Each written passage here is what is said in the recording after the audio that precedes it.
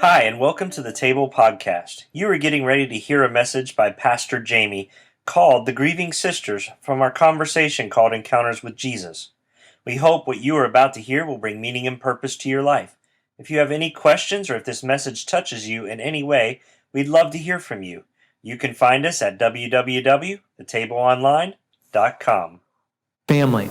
There were a brother and two sisters, Lazarus, Martha, and Mary, and really close to Jesus. They spent a lot of time Jesus spent a lot of time in their home. And when we pick up the story, their brother, Lazarus, has just tragically died. And the family had asked and cried out for Jesus to come so that he could be healed. And Jesus got the message too late, and he didn't come, and he's been dead for 4 days at this point. And, how do you respond when somebody really close to you dies? I mean, what's your natural, normal response? I mean, sometimes people, when somebody really close to them passes away, they get really angry. They clench your fist. Clench your fist. Feel that.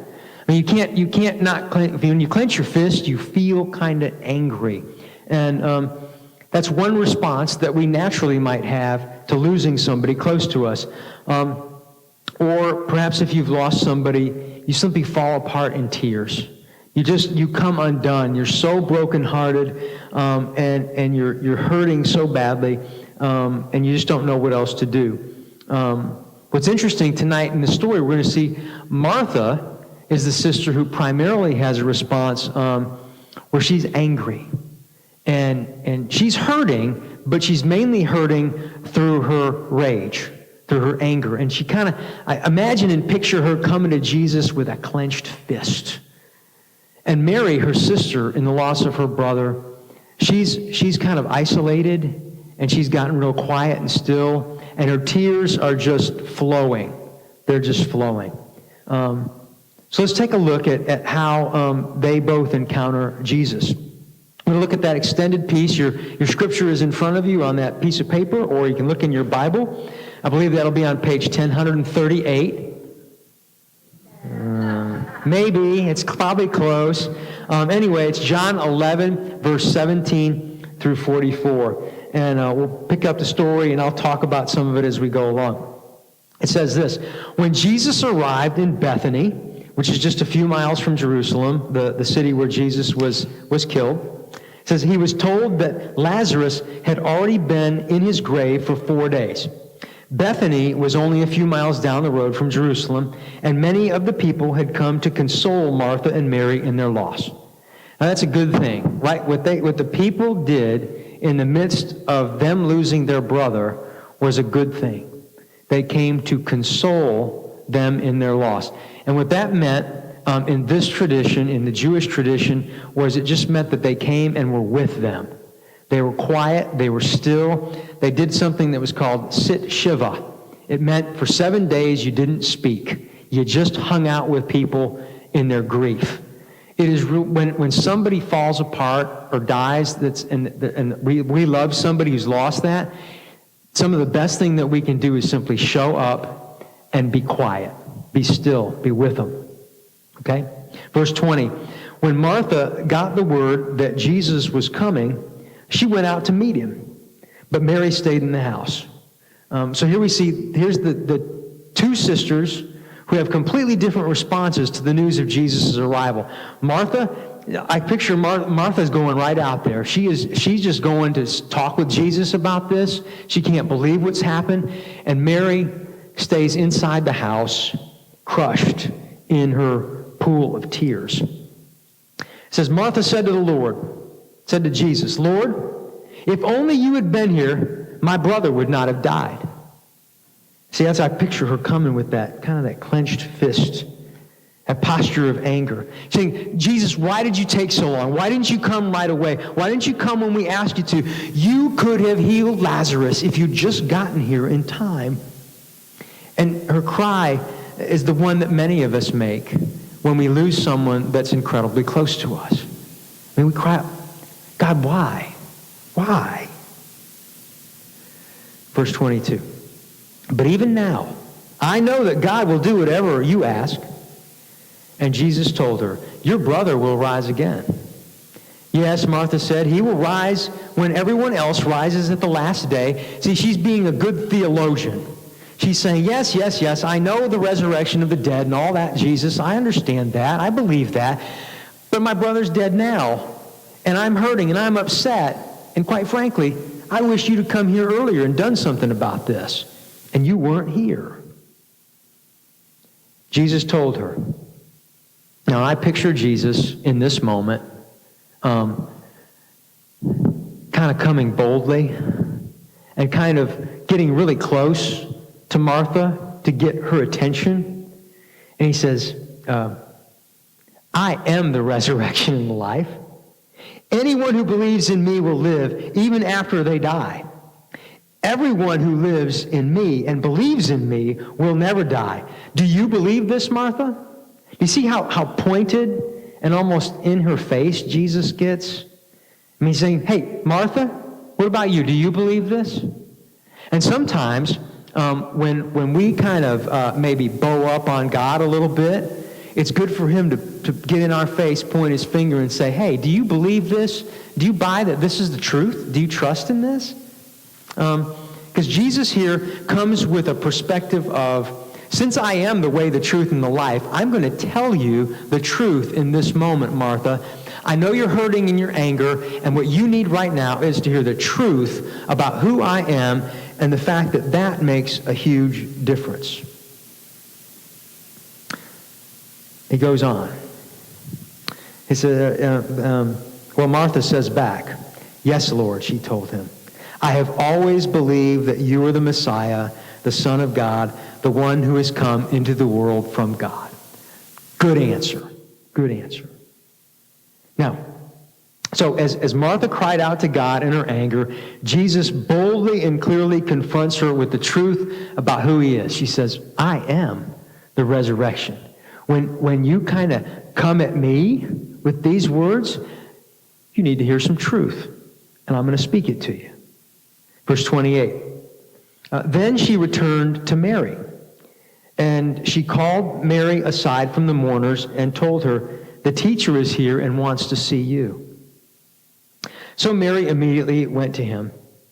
Jesus had stayed outside the village at a place where Martha met him. When people who were there, who were at the house consoling Mary, saw she was leaving so hastily, they assumed that she was going to Lazarus' grave to weep. So they followed her there. When Mary arrived and saw Jesus, she fell at his feet. And when you fall at someone's feet, okay, this is a humble act of worship. She's saying, oh, I know that you're the Son of God. I know you're the Messiah. You're the Lord. And I'm going to humbly come and bow at your feet. I'm not going to come at you with clenched fists. I'm not going to come at you in anger. I'm coming at you in my tears, and I'm offering you my humble act of worship.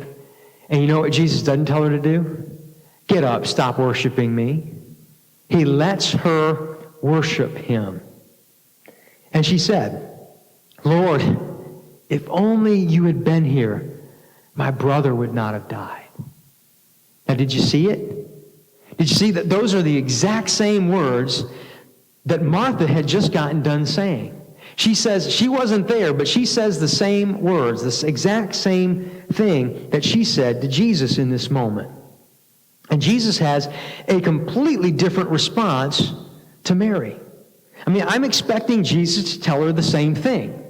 He just got done telling, to the same question. He says, I am the resurrection and the life. Do you believe this? I expect him to say that. But that's not at all what he does. He gives a completely different response to this different sister. Here it is in verse 33. When Jesus saw her weeping and saw the other people wailing with her, a deep anger welled up within him, and he was deeply troubled. I mean, that's the kind of anger that wells up from your gut. I mean, Jesus felt this deeply, and he was angered, not sad, angered in this moment. And he was angry about the power of death to have so much control and to bring us so much pain. And he also was probably thinking about the fact that that this was the journey that he was going to have to soon make into death on the cross as well. And and really, I kind of expect Jesus at this point, because now Jesus already knows that he's going to raise Lazarus from the dead. That's the end of the story. I'm giving you the end of the story early, okay? He knows what's coming. So why wouldn't Jesus say, "Oh, Mary, relax. You don't understand. I'm bringing your brother back to life in just a few minutes. It's going to be okay." Jesus doesn't start to laugh and say, "Get over it, man. Do you understand? This is awesome. Wait until you see what I do. I'm going to heal your brother. He's dead now, but I'm going to bring him back to life." And instead, even with knowing that reality, what does Jesus do? Instead, he says, "Where have you put him?" He asked them. They told him, "Lord, come and see." And then Jesus wept. And he wept in the face of knowing that he was going to raise Lazarus from the dead. Jesus spends time crying with Mary in the midst of her incredible and profound grief. Now, this is huge. See, to Martha, Jesus responds with a word of truth. "This is who I am. Don't you understand? Do you get this? Do you get who I am? Do you get that I'm the resurrection and the life?" And he kind of maybe even bows up a little bit on her, just to make his point forcefully.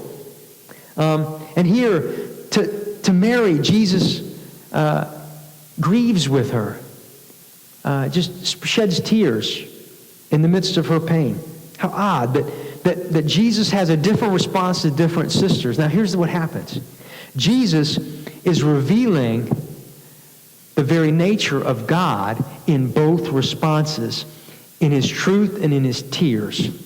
Jesus is saying, "I am God and I am human." This is a picture of what we call in the church the doctrine of the incarnation. But see, it's not a doctrine, it's a reality. It's like Jesus is living this out in his life through this encounter with these two sisters, with these two grieving sisters. He's showing us precisely who he is. Jesus, many things that as we read over in the New Testament, we'll just be glancing over something, and we won't realize that this was Jesus establishing the fact that he was God himself, that he was God in human flesh. Like, when Jesus would forgive sins, that's an audacious, ridiculous thing for any human being to do on behalf of someone else, unless they were God. And the people understood this. That's why they wanted to immediately stone Jesus. They wanted to kill him after he'd forgive sins. For instance, all right, let's say Cameron and Mitchell get in a fight, okay? All right. It's going to be ugly, man. It's going to be ugly. Okay, so I separate them. And it was clear that there was not really a fight. There was just one punch. And it was Mitchell popping Cameron. Okay? Okay, now this would never happen. This is just a parable. This is a story. This is not reality. Because they like each other. They're all right. But we're pretending now, okay? So Mitchell hauls off and just pops Cameron. And I immediately, after I separate them, I look over at Mitchell and I say, "I forgive you." What's Cameron going to do? Don't I have any say in this? He violated Cameron. He didn't violate me. But what does Jesus do? When someone has sinned against someone else, Jesus says, "I take authority to forgive you." Why? Because ultimately, everything that is damaging, every sin, is actually a sin against Jesus, because he's God in the flesh. So when Mitchell pops Cameron, Jesus is the only one who has a right to say, "Mitchell, I forgive you." If I say, "Mitchell, I forgive you," that's ridiculous, and it's arrogant, and it makes no sense. But for Jesus to do it makes perfect sense, okay? The reality, too, here is that Jesus says crazy things like, "I am the way, the truth, and the life." And that's an interesting kind of reality. We see right here tonight, in many other texts, Jesus allows himself to be worshipped. Do you ever get together at a family reunion and somebody makes the suggestion, hey, I think it would be a good idea to worship Grandpa. No, nobody bows down to Grandpa, and we don't do that. But people would bow down to Jesus. They would give him their worship, and he wouldn't correct them. He wouldn't say, get up, stop doing that. And that puts us into this reality where with his actions, Jesus was oftentimes saying, I am God in human flesh. Okay? And one really smart guy many years ago called this the trilemma. Not a dilemma, because there's more than two options, see? The trilemma is when Jesus declares himself to be God, you've either got to think that Jesus was an intentional fraud, or Jesus was filled with delusions, or he was telling the truth about who he was. And that those bottom line were the options that are available to us. So when Jesus says he is God, it confronts us with the question that Martha is asked. Martha, do you believe this? Do you trust that this is, in fact, the truth that I'm telling you? And guess what? When Jesus gives Martha the truth, he then turns around and gives Mary the depth of his compassion. I mean, his heart breaks for precisely what breaks her heart in the loss of Lazarus. And because Jesus is not only God, but he is also a human being, he's filled with this compassion. That means because Jesus is the truth and he is God, he can help us in the midst of all of our problems and dilemmas. And it also means that Jesus is human so that he can relate to us, so that he can connect to us. Okay? That's why in this moment, in this encounter with Jesus, he is encountering Martha in exactly the way that she needs to be encountered. He is encountering Mary in exactly the way that she needs to be encountered. He is offering the fullness of God and the fullness of humanity in this moment. Every other religious leader, every other prophet who's ever walked the face of the earth has said, I have come to help you find God. Listen to me. I can help you find God. Jesus walked the earth and said, I am God. Look for me. I have come to find you. I'm chasing you in my very self. And that's really pretty profound when you think about it. Verse 36, the people who were standing nearby said, see how much he loved him. Because Jesus cried these tears. Yes, he loved him, but he was also angry about death. But some people said, this man healed a blind man. Couldn't he have kept Lazarus from dying? They go back to the same question. Jesus, where were you? Why didn't you show? If you really love this guy so much, why didn't you show up on time? And isn't that a natural first question for us to ask? We cry out to God. We pray, God, hear my prayer. Heal my loved one. Change the situation. And it doesn't change the way that we want it to, as quickly as we want it to, and it causes us great pain. Isn't it great that Jesus allows that kind of expression? Why? Because he's God. He can handle it. He doesn't need us to be in any other season than the season that we're in right now. If you're in a season of anger at God, I am so grateful that we have a God who can handle the questions that you've got, that you don't have to run away from your questions, that you stay a part of Christian community, you stay a part of the body of Christ, and you work through those questions. And isn't it incredible and awesome that we have a God who will shed tears with us in the midst of our pain and grief because he is so filled with compassion? May not change the circumstances the way that we want, but he's going to shed tears with us. It says Jesus was still angry. The word there in Greek we can't capture it very well in Greek because it should say that he was furious.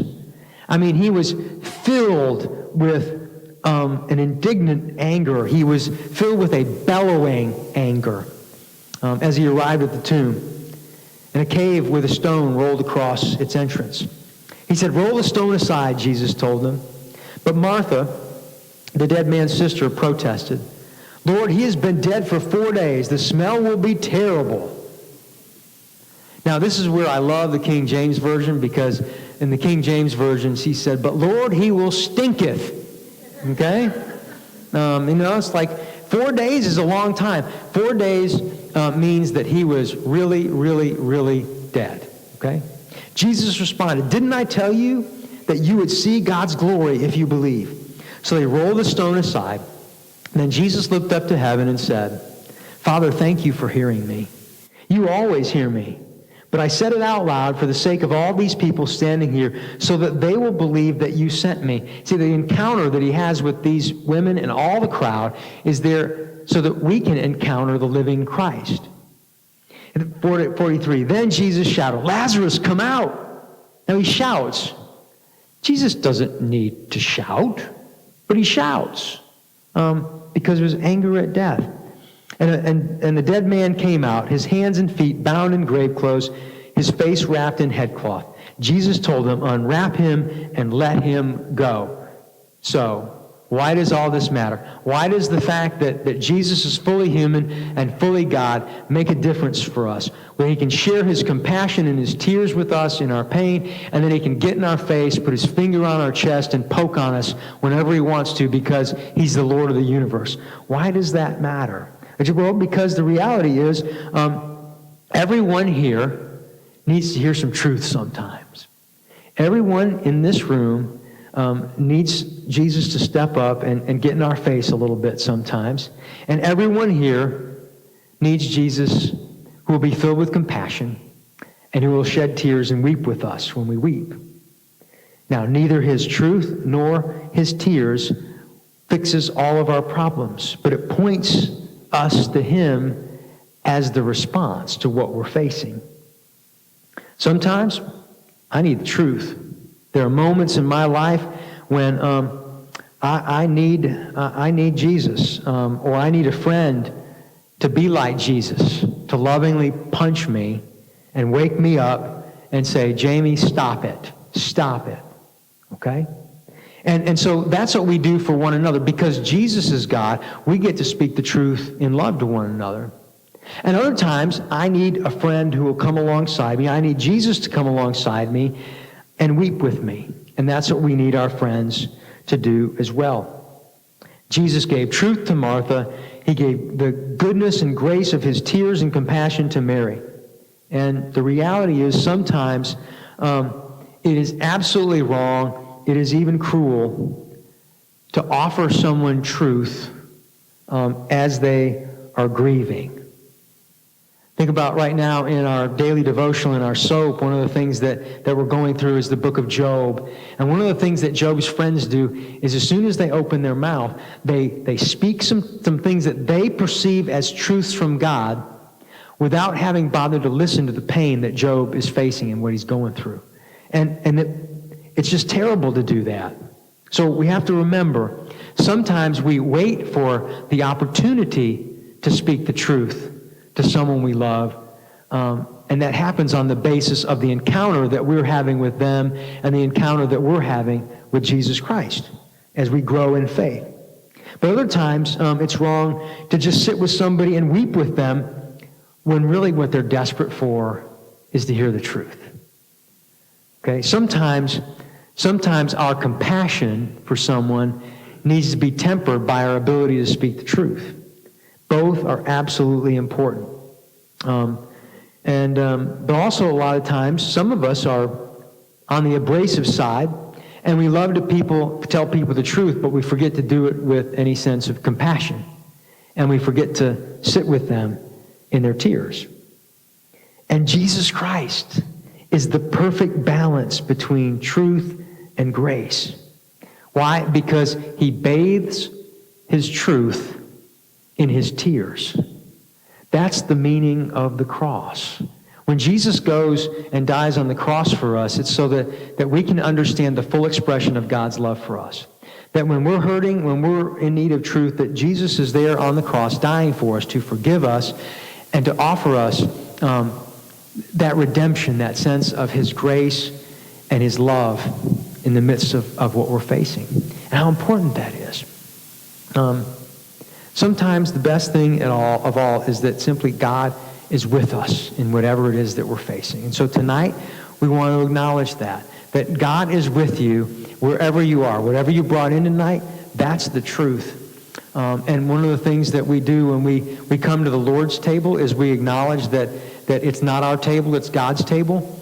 And so here at the table, everyone is always welcome to come and receive, because we believe that this can be a converting, transforming sacrament. If you've never been to church before, or you don't really understand what this is all about, just trust that when you take the bread and dip the bread into the communion cup, into the juice, what you're saying is, I want more of who Jesus is to flow into my life. I want more of his love, his grace, his compassion, and his truth to be a part of my life tonight, right now.